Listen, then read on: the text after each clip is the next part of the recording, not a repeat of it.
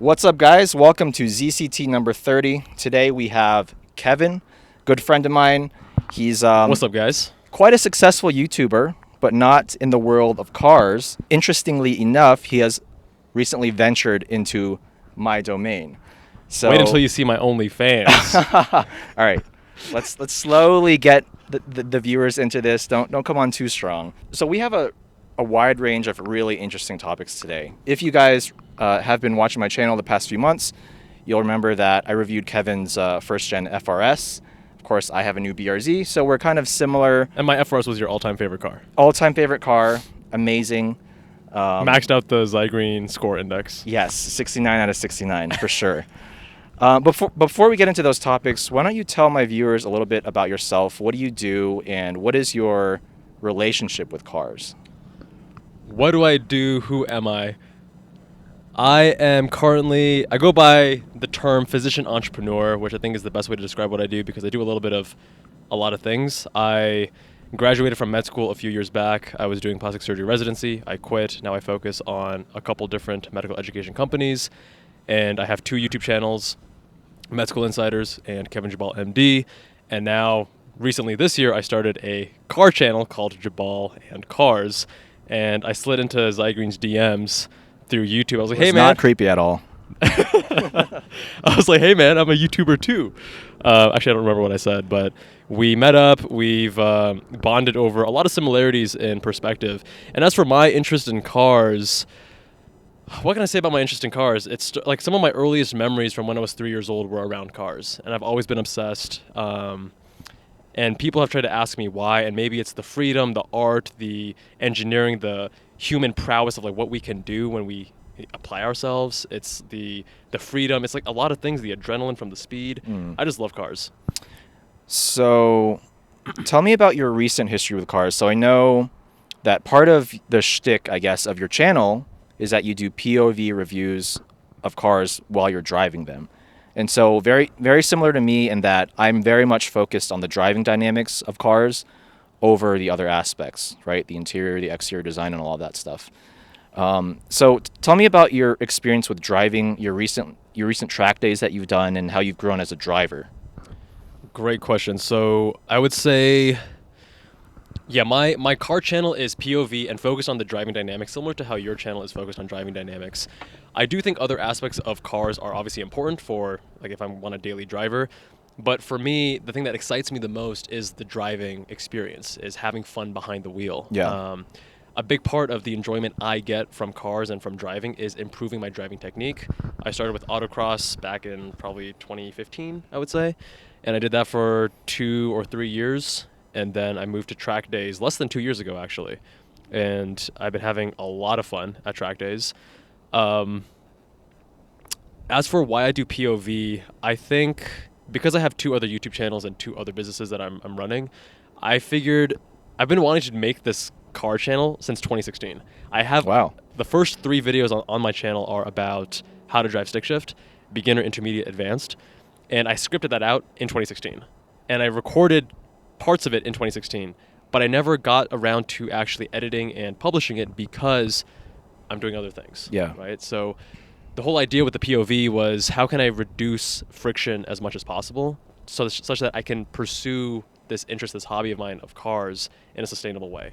So if I can just slap a GoPro on my head, wear some microphones in my ears, and hit record, it's very easy to edit, takes very little time to set up, and just quick and painless. So for those of you OG fans of my channel, you'll remember that the first probably year of my channel was entirely POV test drive. So I can very much relate to why POV is so easy to do. It captures the speed, it captures the sound, and it's just so easy to do. It makes your workflow so much easier compared to like what I do now, for example, with 3+ cameras, shooting B-roll afterwards, making sure I have my audio set up with multiple microphones. So definitely can relate to that. And I think I'll just speak on your behalf for a moment. We're very similar in that we both really enjoy the purity of front engine rear wheel drive cars. I think we're actually like crazy similar in that regard, in that we almost prefer that. Brother from another mother. Yeah. We almost prefer that over like more I guess you could call exotic layouts like mid-engine, rear-wheel drive, or even I would say part of all-wheel the reason drive. that I prefer it is that I'm not as familiar with MR. Like I've driven Fair enough. a few Caymans, but I don't have, and I've driven, a 911, but your 911. I don't have that much experience with MR and RR. I will say I like the rear engines or the rear wheels being driven. Yeah. Because I love power oversteer. Yeah. And it's easier to control that with FR, obviously. Yes. But even like with an all-wheel drive setup, it's not as fun to me. Like I had such high expectations of an STI the first time I drove an STI, and I was like, not for me. It's a bit understeery. Oh yeah, for sure. As are most all-wheel drive cars. Yeah. So let's get on to move on to our first real topic today. Just to let the viewers kind of get a sense for what your preferences are for cars. What are your top 3 favorite car manufacturers today? And let's say bottom 3 or least favorite as well. And I'm going to offend someone with the least favorite. Top 3. This is not going to be a politically correct podcast episode, by the way. So if you guys are okay with that, keep watching. If not, move on. I love Toyota. I love what Toyota and Porsche are doing. And then as for the third one, I'm actually thinking, we've been talking about which cars I want to buy, right? Yeah. So the cars that I'm looking at buying are Toyota, Lexus, and Toyota powered Lotus. Yeah. So I guess those are 3 car manufacturers I like, and then also Porsche. So those are the 4 that I'm really into. Yeah.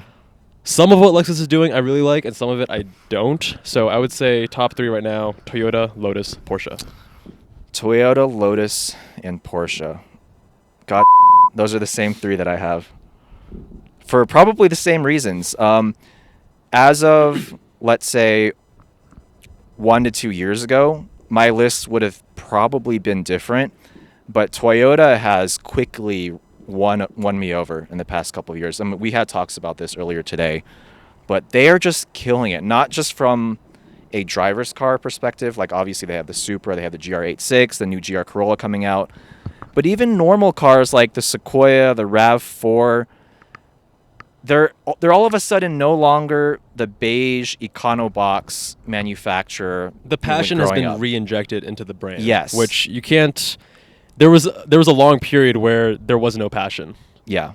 It was boring. It was just beige, like you said. Like the early 2000s, essentially. Yeah, I would say out of all the cars that I see myself buying, brand new cars right now, within the top 5, Toyota has 3 of them. GR86, I mean, I have the BRZ, so that's checkbox number 1. GR Corolla, and the manual Supra that's coming out. They're all cars that appeal to people who don't have 6 figures to drop on a car, but still want that purity and the driving pleasure, as well as, having fairly livable daily drivers. So even though I would prefer, say, driving a Lotus Elise to all 3 of those, that's not the type of car I could live with every day. And Toyota they just hit that fine, sweet balance of everything that you'd want in an everyday driver's car. Yeah, and part of that is actually the price, because even if someone could afford a $90,000 car, they're going to have a different relationship with that car, such that the car owns them. They're babying it. They are worried about it. Yeah. And even daily driving, ooh, where am I going to park? You're driving your $30,000 GR86. Who cares? It's fine. Yeah. And there's a certain liberation that comes with that. And when people are looking, I feel like a lot of people want to just get the most expensive, coolest car they can afford. Right. Rather than, let me get the GR86 because it's a great driver's car. And if I'm focusing on the driving experience, it is extremely rewarding. Right. And sure, the interior isn't going to be as luxurious, but it depends on what you're optimizing for. If you want something that's more luxurious and less driver dynamic focused, there are a lot of other cars that you can go for. Yeah, that's exactly right. The way I would kind of describe Toyota right now, as far as their driver's cars, is they capture the ethos of Porsche, but at a much lower price point. That's what they used to call the FRS and the BRZ way back when. The poor man's Cayman or whatever. Poor man's right? Cayman. Yeah. And so moving on, right? Porsche has always been one of my favorite manufacturers. They probably always will be, as long as they don't change their core philosophy, which I don't think they really have over the past 20, 30, 40 years. They are the brand for driving enthusiasts, car enthusiasts. Yeah. You know what I mean? It's if you care more about driving dynamics and driving enjoyment more so than flashiness or like exoticness and stuff like that, Porsche's the answer. Because yes, like a lot of the model lineup looks pretty similar. Yeah. So if you want to be seen and hey, look at me guys, you're not going to get that with Porsche. That's Not such a as good much. point. That's such a good point. Like, to the average person who doesn't know much about cars, if you see like a base Cayman on the road and then you see like a Cayman GT4 RS, like you'll know that one car like looks a little bit more hot rodded, I guess you could say, but ultimately it's the same shape. It's got the same brand. I mean, it's the same. It kind of gives you the same vibe when you see it as like a non-car person. And I think that's really interesting because Porsche knows that the true car enthusiasts, they're the ones they're targeting, not so much like the flashy people. To an extent. There's always exceptions. And then the third brand you mentioned, Lexus, I mean, they're just an extension of Toyota, aren't they? So everything that Toyota is doing right, Lexus is just an extension of that. But I would disagree. There's a different focus there. I would love to see Lexus having the same driving dynamic focus and experience as Toyota. I don't see that. Even with the IS 500 and the RCF and the LC 500 and all of those? The RCF, I don't think, is as driving dynamic Okay, you've focused. driven one. You've driven one. Recently, Yeah. recently. And I think it was one of, like, on my driving index, I have congruence as one of the score points. And that's, like, whether the ethos of the car matches throughout. And I felt like the RCF is trying to be the sports car and also a GT, and it's kind of stiffly sprung and not comfortable. It was kind of weird in that way. I wasn't that impressed by it. I was a little bit let down. The LC500, I love the engine, and I mean, it's not trying to be a sports car. It's a GT. It's true. It's a GT. So if there were rumors at one point about a GR86 badged Lexus, essentially. Or sorry, a Lexus badged Lexus GR86. badge GR86. Yeah. And that, to me, I'm like, dude, that would be sick. Like a GR86, a little bit more luxurious on the inside, Yeah. slightly nicer materials, whatever. That would be cool. But what I like about Toyota is not necessarily what I like about Lexus. I do like the IS500, and actually, I have 2 deposits. I'm trying to get one. Mm-hmm. Actually, should I say I have 2 deposits? Am I allowed to have 2 deposits? Why not? I know with Lotus, you're supposed to only have 1 deposit. This is capitalist America, man. You're fine. You should get more. You should put more deposits. I'm trying to get an IS500 as my daily. That's such a sick daily. Like, that's probably the daily I would shoot for right now too, if I could justify it. Yeah, and I think you're right. Like, Lexus doesn't have any cars right now that are truly driver focused. The IS500, yeah, like it's got that screaming high revving NA V8, but you know, as you've seen from like track reviews and stuff, like the brakes are gonna fade, understeers. I mean, it's a heavy car, but Yeah, and if you're buying that for the track, then you're getting the wrong car. yeah, you're getting the wrong car for that purpose. Yeah. By the way, for those who are wondering, we were drinking Benriach the Smoky 12 Scotch, and now I just finished that, so I poured some Johnny Walker Double Black. And as soon as you finish that, Yeah, I'm a fan of this Benriach. I've never tried this before, but A+. It's pretty smoky. it's I a like good that. level of peat. I like it too. Yeah, It's, yeah. I like the smoky stuff though. Yeah. So, how about worst 3 manufacturers? This is where it can get a little What about like overrated or overrated. manufacturers? Sure, let's go with overrated. Yeah. I would say I think we also have some agreement here.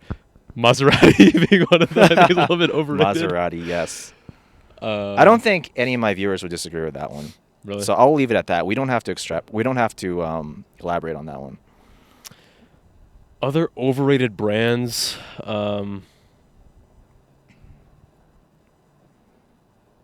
I'm not sure. What's on your list? So I don't know too much about overrated, but I'll say some of my least favorite, just in terms of if I were to spend my money on a car today, which 3 manufacturers would I stay far away from? Maserati for sure, just because it's nothing about it appeals to me. The overall impression it gives people. You aren't trying to flex on the plebs? I mean, I have a BRZ. I mean, come on. Like, I'm already flexing on everyone. But the other brand that, until very recently, I would have probably included in that bottom 3 was actually Nissan. But now because 300 the Z yeah. has potential, we don't know the what it's going to 400Z, be yeah. yet, but it has potential, and so I'm holding my breath on that one. Wait, they're just calling it the Z, right? They're They're not even calling, calling it the 400Z which now? I think is a mistake. I don't like that because Z refers to the entire lineage of cars, or And it's it always has been a historically. number, so why Why change it that now? now? Yeah. But yeah, all of Nissan's other cars, minus the GTR, which is way long in the tooth, given me no excitement whatsoever. I am cautiously optimistic about the Z because my understanding is that it is based on the 350 and 370 platforms, and that it's going to be very heavy. And I love light cars. Light cars. Yeah, that's where I guess you and I maybe differ a little bit in that you are really focused on the lightweight cars. That's why you gravitate towards like Lotus, FRS, cars that are sub 3,000 pounds. Thank you, sir. Whereas I'm okay with a little bit of heft as long as I like them a little cushion chunky. for the pushing. Exactly. I like them a little chunky as long as they give me the handling balance that I'm looking for. Not necessarily like that super nimble feel, but just the front to rear balance of the car. That's fair. And I guess I should also clarify that to me, the lightweight matters more for my dedicated sports car. I mean, it's not that important if I'm getting an IS 500. That's true. That's right? like a 4,000 pound car. Yeah. Yeah. Fair enough. So yeah, Maserati, Nissan, and damn, what would my third one be? I mean, I'm definitely. So one that comes to mind, a brand that I'm just very so-so about, like very iffy about. Like I don't love them, I don't hate them, but they just don't do anything for me personally. Is Volkswagen, and by extension, to an extent, Audi as well. Every Volkswagen and Audi product I've driven, with the exception of the R8, sort of, is like an understeering mess. Yeah, even because of their all-wheel drive system, I believe that the engine has to sit in front of the front axle. Yeah. And any Audi I have driven is also very understeer prone. To me, it feels like it's the comfortable German car for those who don't really prioritize driving dynamics. Exactly. And for that purpose, Volkswagen is actually pretty good. So is Audi. But if you care about driving beyond 7/10, that's where those cars fall apart for me. So I have not driven any of the sportier Audis or VW, so I can't really comment on that. Okay. I will say that I was always impressed by the VW interior quality for the price point. That's very true, because you're getting pseudo luxury car levels of interior for slightly above economy car prices, or even just economy car prices. I kind of think of it as similar to Mazda in that way. Yeah. I feel like Mazda has a very premium interior for the price point Yes. compared to the competitors. That's very true. Very true. Okay, let's move on to a slightly different topic now. And this is going to be like a what would you type of question. So I think you sort of alluded to your answer because you have deposits on cars already. But if you had $250,000 to spend on any number of cars right now, what would it be? It's a lot of money. Yeah, that's a lot of money. So because I now have 3 covered spaces in a garage, and I also have a driveway, and I can park more cars out there, I can do 3 or 4 cars easily. Okay. So I love my FRS platform. I think the new GR86/BRZ is an improvement that is worth the upgrade. So I would get the new GR86, and Yeah. actually I've been trying to get one since end of November, back when the salespeople were like, "Do you mean GT86?" Yeah. I was like, ah. So I still have not been able to get a premium 6-speed Neptune blue or track bred color. That would be one, and that would eventually become my track toy, track weapon, Yeah. because I want to be able to really just let loose, get a cage, go all out on the car, and not have to worry about it being comfortable. Yeah. So dedicated track car. Initially, it's not going to be like that. It'll take me, maybe 6 months, a year, whatever, to get to that point. Yeah. And then I need a practical daily, because when people visit me here in Vegas, we were going to be hanging out with another guy today, and we'd be driving around in my FRS, all 3 of us. Yeah. And that gets kind of, like, I've had my mom and brother visit me here, and we all fit in my FRS. I have one car. Yeah. So that's why IS 500, because IS 500 to me is fun. It is practical. It is reliable. It's a car I can keep for a long time, not worry about it. Go to Costco, whatever. And then if the GR86 is the track toy, then I'm not going to really enjoy driving it on the streets, but I need to have a sporty car. You need to have a garage queen. A garage queen. Lotus Emira, hands down. Emira. Also Toyota engine, of course. Of course. So a common Toyota theme here right now.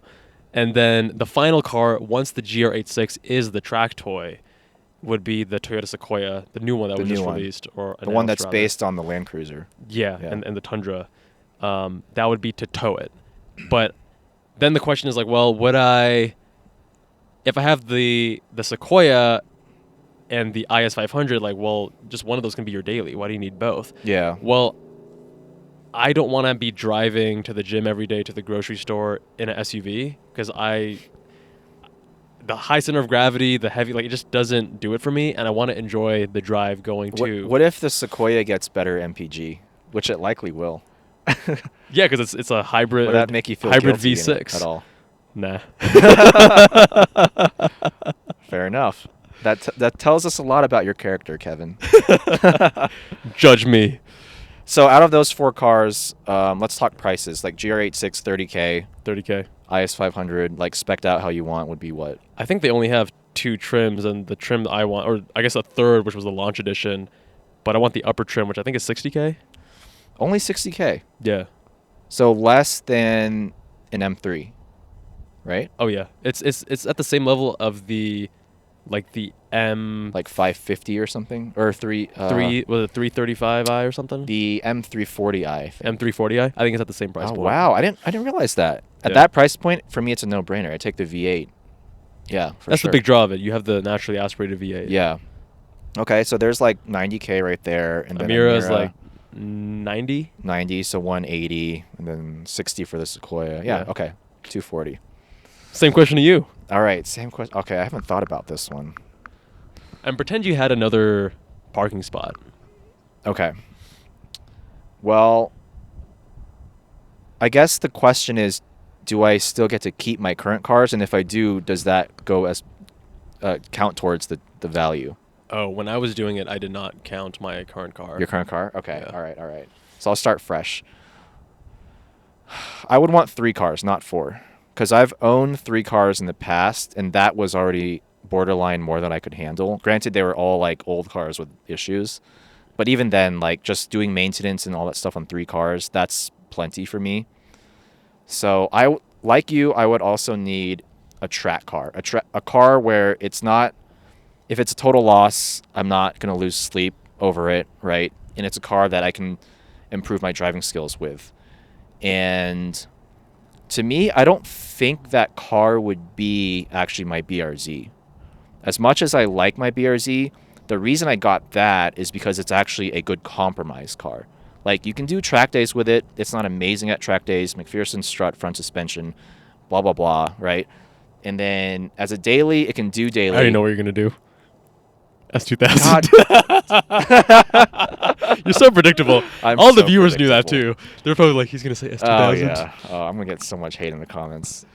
Fine. Yes, I was going to pick S2000. So I've never driven. I've only ridden an S2000. That's crazy. You have to drive one as soon as possible. I'm driving one with the same guy from the That's right. The Jimmy. GT4. We love Jimmy. Yeah, Jimmy's the man. If any of you guys in Vegas are watching this right now and have an S2000, stock modified, doesn't matter, hit me up. I will connect you with Kevin. I would love that. This is something I need him to experience in order for him to like understand my passion for that car.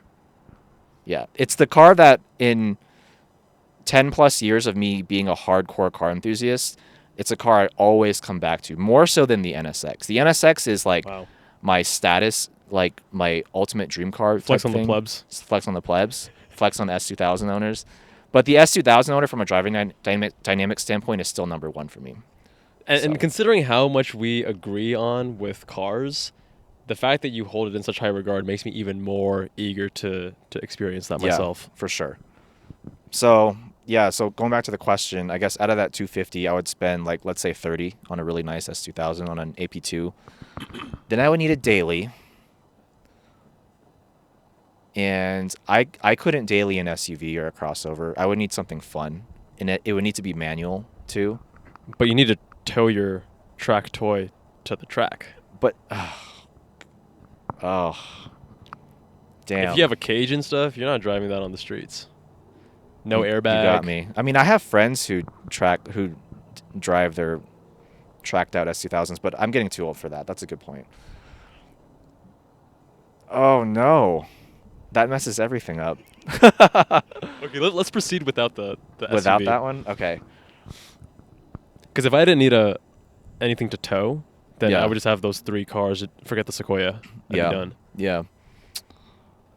This is hard because there's not a whole lot of cars that fit the daily friendly piece as well as the manual piece right now for me. So plus I would want brand new. For a daily, I would want it to be brand new. Not have to deal with maintenance and Yeah. liability. So like GR Corolla, I guess kind of fits that, but it's like compromised in like every way. It's small. It's not going to be as comfy. And I feel like if you already have a dedicated track car, and I don't really need that. Is Yeah. that going to be? Is that going to be too similar in a certain Probably way? too similar. That's true.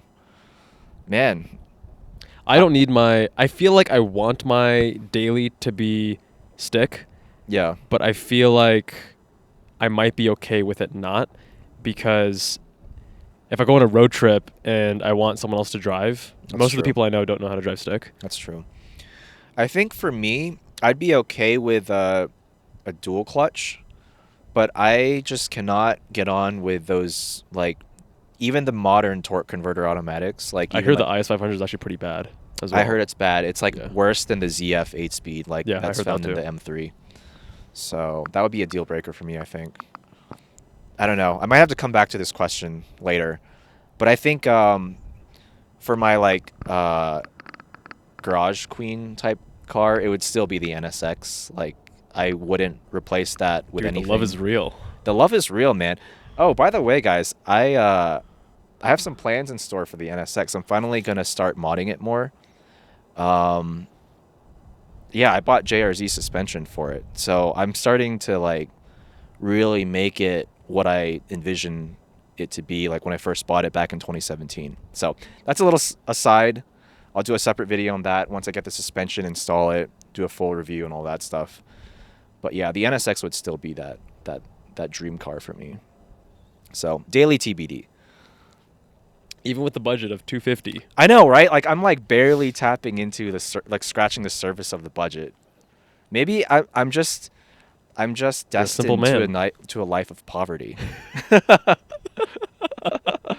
You're a simple man. I'm a simple man. I Actually, like the what I NSX like. is not really simple, because if you were to buy it new, I mean, the prices are pretty freaking high. Oh, if I were to try to buy one now. Yeah, because I would right be now you already screwed. have one. Yeah. So actually, if you were to buy a used one, then, obviously first gen, then you might be getting closer to I'd be the very Emira price. close to that Emira price. Like for an example that I would want, it would be at least 70 grand. Yeah. So what were we talking about earlier? We had so many good topics. Oh, I have one. Okay. Uh, Shoot. Dating and cars. Oh God. Okay. In what way? What do Well, you mean one by thing that I brought up at dinner was how, in a certain way, me driving a 9-year-old Scion FRS Oh, helps me yes. filter out people that may be into me for the wrong reasons. AKA So, like, gold diggers. yeah, so if I was like, if I showed up in a Porsche 911 Turbo, Yeah. then I'm giving off a different kind of image, and I may be attracting not the right kind of person for me, Yeah. the right person for me. So I think having that, and especially if the girl's like, "Oh, I love your car, it's so cute," I'm like, "Oh, you take such good care of it," like Yeah. they are prioritizing what I think is more important, is the character of the car, the fact that I do take really good care of it, even though it's 9 years old, it looks a lot younger than that. Yeah. And that is actually a good sign. So I don't know. I guess maybe I'm a bit paranoid, but I don't. It's a valid concern, man. Like if you were to show up to a first date with a Lotus Emira. Well, then you're also kind of asking for. You're like trying to show off a little bit. But what if you only had that car? You're gonna have only to listen. How are you gonna go to Costco? How are you gonna get groceries, man? True. That's a really good point, and something I've sort of experienced as well. Obviously, like, I'm in a committed relationship now, and it's not an issue anymore. But I was going on a lot of dates for around like 3 to 4 years, right? And at one point, I only had an NSX to drive. And so When the Porsche was having issues. this is before I had a Porsche. I had the NSX and I had the S2000. And sometimes the S2000 was just like down for whatever reason. And so I would show up to dates in the NSX, and then like I wouldn't talk about it, but then after like whatever the first date was, like boba or something, probably boba. It's like, oh, do you want to like go to the park or something? And I'd be like, oh yeah, like I'll drive, like just trying to be a gentleman or whatever. And then You would go for boba on your first date. hey man, it's part of my persona. Everyone knows it. Your personality is boba. Pretty much boba and loud exhausts. But yeah, there was definitely a few awkward moments where they were like, wait, this is your car? This like really old, like weird looking. Oh, so it wasn't them being impressed. They're like, oh, you drive an old. Well, okay, they didn't say anything, but I can only imagine to like a non-car person, like seeing an NSX would just be like. But it still has the proportions of a mid-engine supercar. That's true. But it feels old. Like it looks and feels old once you're up and close. So I don't know. Yeah, I guess if someone views it through the lens of, oh, this guy is one of those eccentric car enthusiasts who loves classic cars kind of thing. Yeah. Versus, oh, this guy is pleb status. I don't know. I feel like depending on the condition, and your car is in fine condition, I don't think they're. I couldn't imagine someone thinking pleb status when they see that car. But Okay, I'm also fair a car enough. enthusiast, so Yeah. I'm biased. I feel like car enthusiasts always see things through a different lens. Yeah, it's hard to imagine. Right. But I get your point. Like, if you're trying to attract a certain type of person, like the first impression matters. So even though it's like you might think like, oh, like whatever car you drive, that's shouldn't matter. It's like it has nothing to do with like who you are as a person. It's so superficial. It still does, even if you consciously try to push that out, it still has an effect, at least for me. There's two sides to this, because on one side it's like, well, I don't want to attract the wrong type of girl, so having a cheaper car might work well to my advantage. Yeah. However, on the other hand, we were also talking about like cars as a reflection of your age, like what's appropriate for your age. Yes. And if I was 40 years old driving an FRS, Say 4 years old? 40. Oh, okay. Yeah, that'd be great if I was 40 years old and driving. If I was 40 years old and driving an FRS, I'm sure there are people out there that's totally fine. Yeah. But I think the reality of the situation is that even though I want to believe that, hey, I can just do whatever I want and it doesn't matter, the fact of the matter is that the way people perceive you is important. Like, if I want to just be a slob and wear dirty clothes and be smelly and be like, hey, I'm just being me, like, what people think of me shouldn't matter, Mhm. I'm going to have a very different existence and a different life and probably not be as happy because of my interactions with others compared to if I dressed well and I showered and I practiced some good hygiene. I would hope you shower. Every other day. So essentially, it's like this fine line, and I think a lot of people, the default with American consumerism is that you should be getting the best, fastest, most impressive, expensive, whatever car, unless you're part of the personal finance crowd, and then you're like, oh, drive the beige Corolla from 2002. Yeah, yeah. So if you're a car enthusiast, they're like, hey, I'm a car enthusiast, therefore I can justify making some irresponsible financial decisions. I don't think that's an excuse. I've been driving a 2013 Scion FRS for almost 9 years. As of July in 2022, it will be 9 years. That's crazy. And I'm a massive car enthusiast, but I find so much joy in the car because of its focus on driving dynamics. Is it the most comfortable? Do I like doing road trips in it? Hell no. But like the way it handles on the track, the way it has taught me as a driver how to handle understeer, oversteer, a car at the limits, how to work on my car even, right? That is something you can get regardless of the price point. And I think a lot of young guys, because it's like, oh, especially with social media and the whole focus on how you are perceived, it's about showing off how successful you are, how high value you are. Let me impress my friends. Let me impress women. Yeah. And it's not a long-term strategy that is going to pay off well. So if people can instead focus on, I mean, it's a fine line, right? Because again, I'm not going to be driving a FRS when I'm 40 years old. So I'm trying to find that fine balance. Yeah. But for me at 31, I think based on my priorities, based on how I enjoy cars, I think it's a great car for me. Do I want to get rid of it and get a GR86? Yeah. Yeah, but it's like a GR86, the newer version of the same car. Yeah. You know what I mean? Yeah. I totally hear you on that. It's a very subjective topic because, like, to some people, hell, maybe they're 31, maybe they're 40. They might think a GR86 is like a perfectly nice car, right? Like it gives a good impression and whatever, and it's fun to drive. And I may have a GR86 when I'm 40 years old, but what I should actually say to clarify that is that it wouldn't be my only car. Yeah, okay. Because I'm probably gonna have a family. I need something more practical. Yeah. I would probably have it as a track toy, for sure. Mm-hmm. But if that was my only car at 40, it probably just wouldn't fit my lifestyle, my priorities, and who I am as a person. That's a good point. It also, I will say this from personal experience. I hope my girlfriend's watching this. It depends on the girl, too, like a lot. Like there are definitely girls and guys, like whatever, who will judge you based on what car you drive and actually make a decision about your character based on that. And then there are girls like Jess, my current girlfriend. When I met her, I was daily driving my freaking Porsche 997, which was incredibly uncomfortable. I'm sure she hated riding in it, but she never told me that because she's great. And she never once gave me any shit for that because she knew, like, I made it very clear even on the first date that cars for me, like, I won't say I could not care less, but like it's low on my priority list what others think of me based on what car I drive. I treat cars as like a true passion. So I will buy whatever car that I want to buy for its inherent like qualities. But what if I loved, 1990s Honda Civics that had rust? Like, and that was like my jam. And like I go on a first date and I pick up a girl and I'm 40 years old at the time.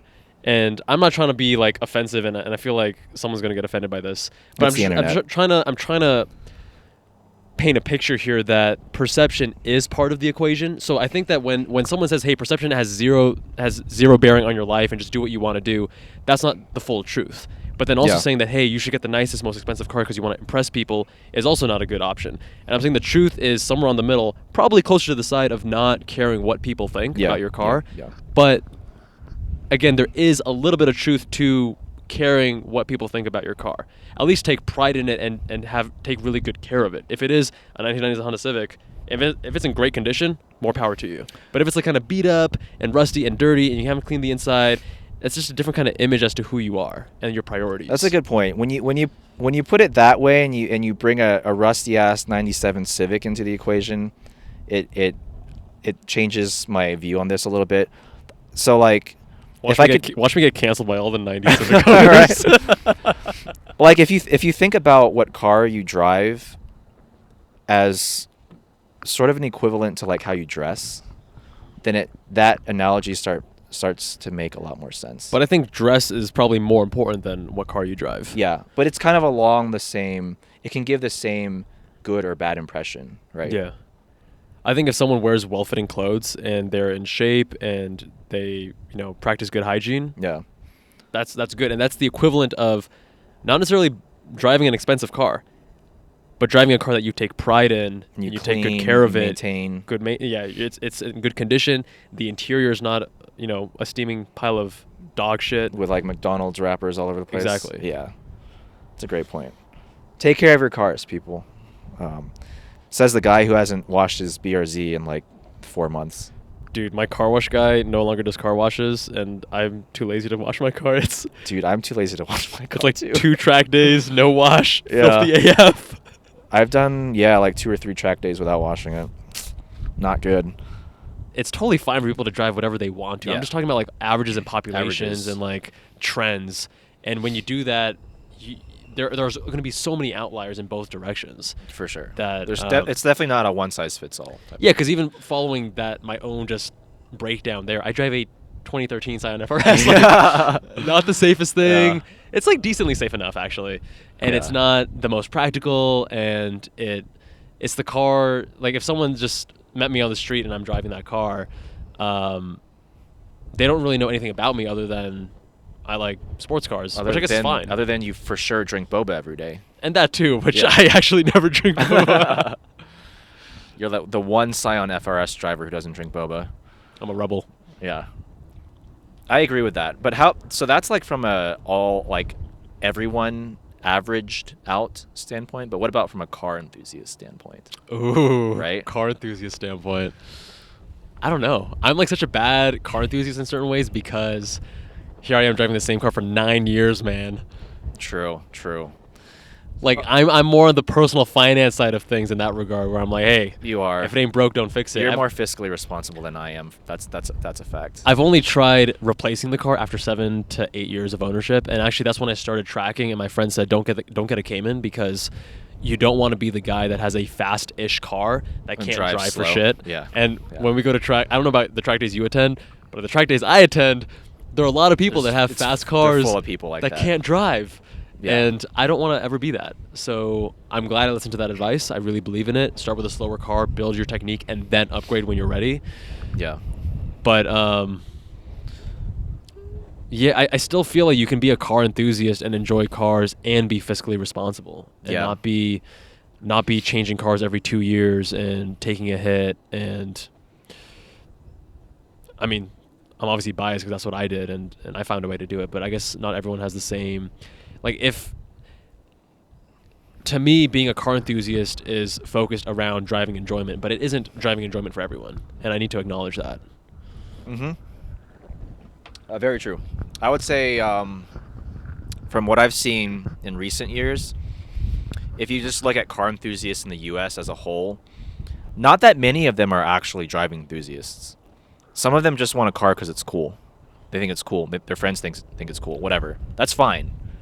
But we as like true driving enthusiasts and like track day goers are, I would say, a minority even in the car enthusiast world. That's a good point. Yeah. Okay, so last topic I want to cover is the state of car YouTube channels. It's something I'm very passionate about, obviously because I've been in this world for like a while now. It's getting too saturated. You got all these noobs, crowding things, including all this these guy noobs over here, 400 subscribers, Jabal in cars. Hey, 400 subs in like 2 months, that's pretty damn good. It's like 3 months, but I also, like, you helped me out. You kind of gave me a promo on Instagram. That bumped me by like 80 right then. 80? I think so. I think it bumped me by like 80. Okay, all right. Yeah, dude, the Zygrene effect. Yeah, but I think where I'm going with this is that, it's a very saturated market. All the car reviewers on YouTube, not just car reviewers, but also like the car lifestyle people, who like vlog about their experience with cars, even though they're not like reviewing cars. Obviously, like I gravitate more towards the car review channels. Those are the channels that I watch every day after work and everything. Throttle House, Savage Geese. Throttle House, number 1 on my list right now. Same. Savage Geese, very close number 2. Yeah. But anyways, so there's a lot of channels out there of varying sizes, varying success. And I'm talking about purely like car review channels. And I feel very like there are few channels out there that do car reviews where I'm like, they're just like okay, and I watch them and they're okay. Like I either really like them, or I'm like, I really don't like this channel. Like it's not for me. I think there's a lot of good ones that for some reason I don't watch them often, but I think Carfection is really good. I love Carfection. I think Evo is really good. Yeah. But for some reason I don't watch them as often as Throttle House and Savage Geese. And I'm not sure why. Do you think it's American versus British type thing there, or like humor? Or? Maybe because the humor of Throttle House I think is second to none. It's second to none. The entertainment value is so high, production value is so high. That could be it. Maybe the cars. Maybe they aren't always covering cars that are available in the U.S. True. I don't know. I actually need to look at their channels more closely and see why. Yeah, that's a good point. The British channels do tend to cover some more like Euro only cars, and like even some like hyper cars that are just like not even like remotely attainable sometimes. Yeah, those cars don't interest me as much. Yeah. The ones that I know that I'll never be able to drive. Yeah, like I think it was Evo, or I think it was Carfection. They did they recently did a three-way comparison on That was amazing. Oh my god. McLaren F1, Porsche GT1, 911 GT1, and Mercedes CLK GTR. Oh my Insane. god. That was, and they just released the extended cut. I know. I Oh my watched it God. like 2 days ago. That was amazing. That's like peak car YouTuber. Peak YouTube right there. Yeah. But so back to my original So that's like an example topic. where I'll never be able to drive those, but I loved watching You love that. watching That was it. Yeah, amazing. yeah. But back to my topic is like out of the like successful car YouTubers, I would say like more than I don't know a couple 100K subs. I either really like them or I just like avoid them altogether. And for me, it comes down to if I can determine based on their videos whether they're good drivers or not. So for me, it's all about like if that person knows how to drive, if that reviewer knows how to drive a car like at the limit, then I can trust what they're saying about how the car drives. If I determine that they just are not that good at driving, then it's almost like I can't trust anything they say. So nothing that they say about the driving dynamics about the driving you can dynamics, take seriously. Yeah, so I just don't watch those videos. So even if they're not a good driver, you don't feel that even as a mediocre driver, they could assess how a car behaves with understeer or oversteer or, chassis dynamics or, I mean, I guess they can comment on the engine note and acceleration. I mean, there's stuff like that where they can just do like acceleration stuff. Like I'll trust them if they say a car doesn't accelerate very fast compared to some other car, right? But like when I watch these videos, I'm looking for more than that. Like I'm looking for someone to like truly enlighten me on how the car drives close to the limit, because that's what ultimately matters to me. So there are just a lot of channels out there nowadays where I feel they try to do that, but based on what I'm seeing when they drive, maybe they don't have a lot of track experience or whatever, or just a lot of skill. But they're trying to like be that, and I feel like they use a lot of hyperboles, they say a lot of cliches, and like there's like, oh, this car is on like handling on rails and stuff like that, and I'm just like, you're teaching me nothing. Like I'm just gonna move on to a different channel. So how do you determine whether or not a car reviewer, like how does someone meet that threshold for you where you value their input? I have to see footage of them driving a car at the limit. And it's not an easy thing to do because a lot of times like they don't even drive cars on track.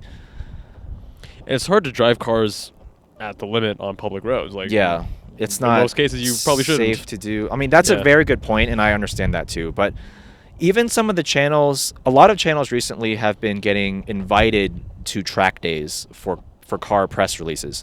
Perfect example of that is the Hyundai Elantra N. At least one example that I've noticed recently, right? A lot of YouTubers got invited to Sonoma Raceway to test that car on track. And naturally they're forced to have track footage of that, otherwise they can't test the car on track, right? And I'm just like watching these videos, and they truly have no clue what they're doing. And they have no clue what they're saying either. And the moment I see that, it's a huge red flag, and I just entirely stop watching that channel. Like I'm not going to name any names, but one channel comes to mind, and that was like probably the first video of his that I watched, and he has like a few 100,000 subs, and I watched him for like about 30 seconds driving on the track, and I was like, I can't do it. Well, kind of related to this, I'm curious your thoughts on, so there are certain drivers out there who do push the car to certain limits on public roads, and some do it in a way that I think is safer than others. But what is your opinion of that? It's a very fine balance. I wouldn't even say that. It's a slippery slope, maybe, because like for me personally, I'll fully admit that I do try to do I try to do little bursts of at the limit driving when I feel it's safe to do so.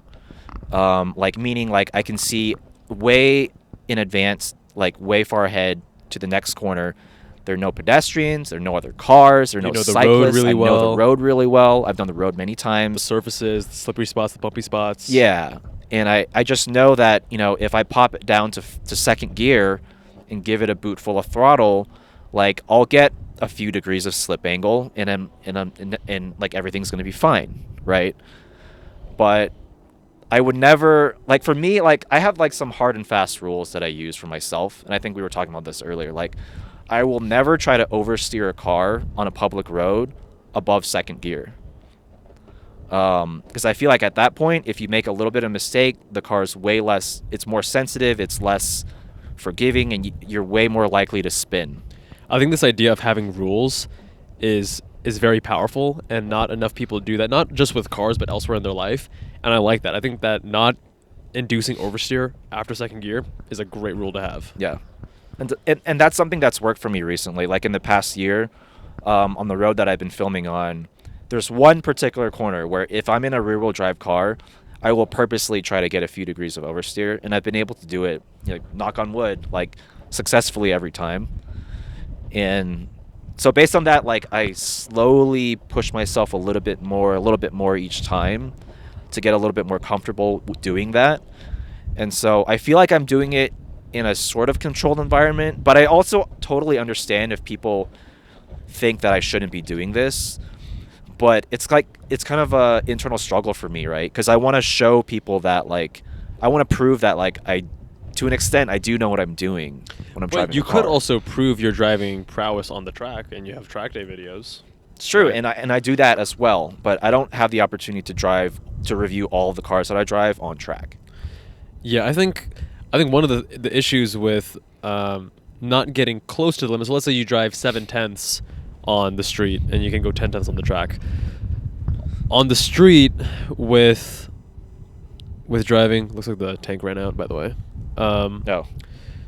looks like with driving at 7/10, unless you get a little bit of understeer, a little bit of oversteer, it's a lot harder to comment on driving dynamics.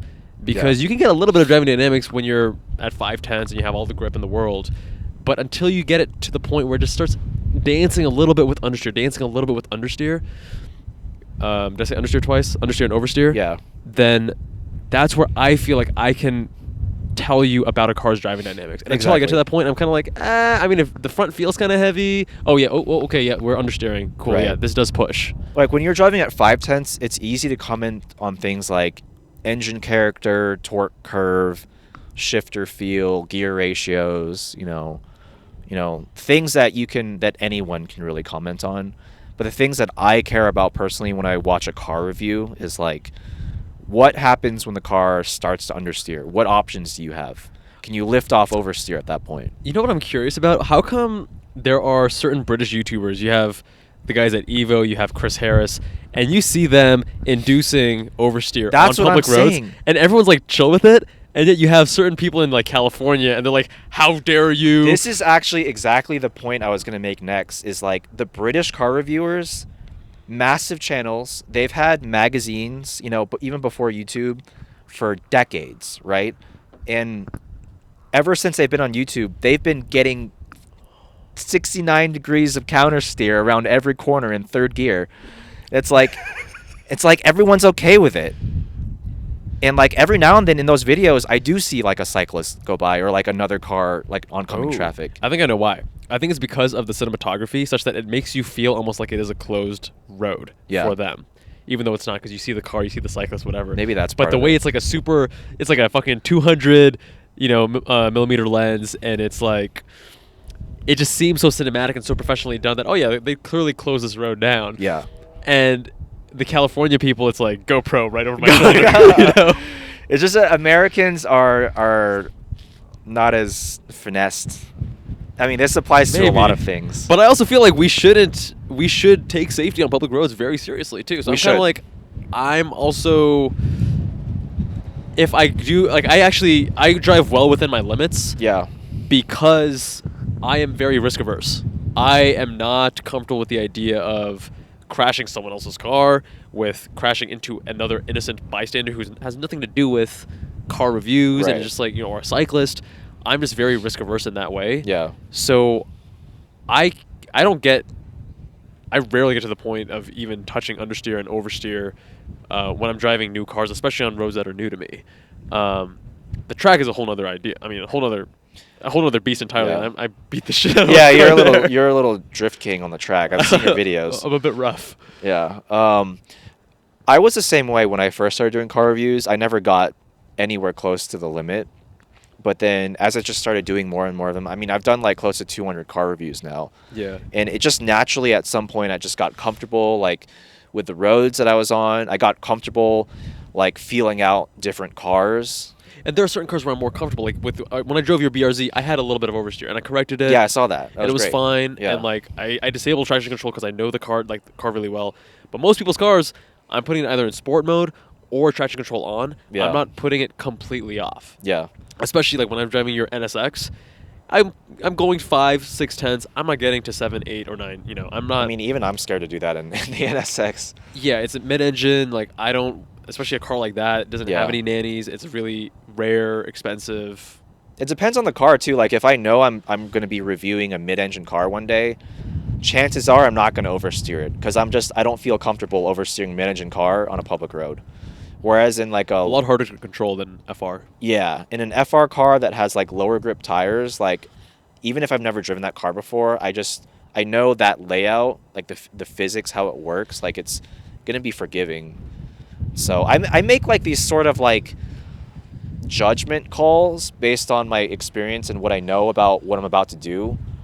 And I sort of like push myself to test those limits every now and then. So it's not a scientific way to like make sure I'm doing stuff safely by any means, but it's worked for me. So I'm tempted to keep using that approach, but I'm also very aware, like hyper aware of the fact that this could bite me in the ass one day. So I don't know. Like it's a very interesting topic to me. It's riding that very, very fine line. Yeah. And it's How do the Brits do it though?